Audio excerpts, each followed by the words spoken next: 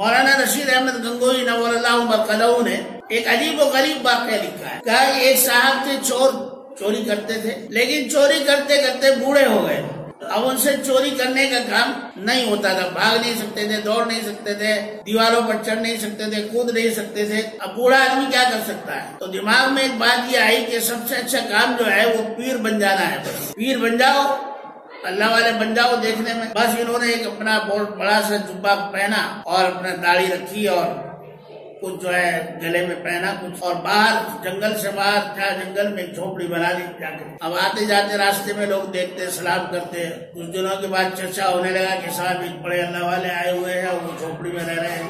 آج کا دور نہیں تھا، آج کا دور تو جو ہے ہر آدمی، چھوٹا سا بچہ بھی اگر ہے تو وہ بھی سوچتا ہے کہ کیسا ہے. وہ سیدھے لوگوں کا زمانہ تھا. اب ایک آدمی ان کے پاس آنے لگا، حضرت میرے لیے دعا کر دو. کہ ہاں بھائی دعا کر دی تو قبول بھی ہو جاتی ہے اللہ تعالیٰ کی جب. کچھ لوگ آ کر مرید بھی ہو گئے حضرت سے کہ حضرت ہمیں بیعت کر لے لو. جہاں بھائی چلو ٹھیک ہے بیعت کر لو، بیعت بھی ہو گئے. اب حضرت کی خانقاہ جو ہے چمک گئی خوب. روزانہ جو ہے لنگر جاری ہے اور لوگ آ رہے ہیں، کھا رہے ہیں اور اللہ اللہ ہو رہا ہے، ذکر و اذکار ہو رہا ہے، نماز پڑھی جا رہی ہے. اب ان میں سے کچھ لوگ ایسے بھی بیعت ہو گئے تھے جو پڑھے لکھے بھی تھے اور حقیقت میں وہ کچھ کرنے والے تھے. اب انہوں نے اپنے ذکر و اذکار سے روحانی مقام حاصل کر لیا. ایک دن آپس میں بیٹھ کر کہنے لگے کہ پیر صاحب کا مقام کتنا اونچا ہے باطن میں، روحانیت میں ذرا دیکھو تو صحیح. اب انہوں نے مکاشفے سے، کشف کے ذریعے اپنا گردن جھکائی اور دیکھا تو حضرت کا مقام کہیں نظر نہیں آیا. کہنے کہ بھئی حضرت کا مقام تو بہت اونچا ہے، کہیں بھی دکھائی نہیں دے رہا ہے، بہت اونچا مقام ہے حضرت.